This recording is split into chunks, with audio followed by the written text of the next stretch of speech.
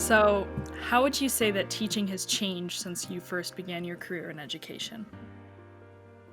Oh, so much. I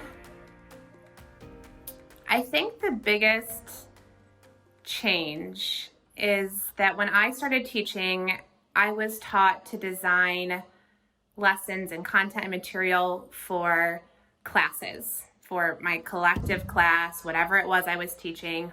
And I think now I understand that that shift is designing instead a partnership with the students in how they design their own learning experience in a way that will help guide them and mold them and give them the particular set of skills that they are going to need to be successful in in the real world, as cliche as that sounds. And so understanding that every child needs something different and that it's not so often I think that people hear differentiation and personalized learning and they think that you as the teacher have to design 150 learning plans or however many kids you have.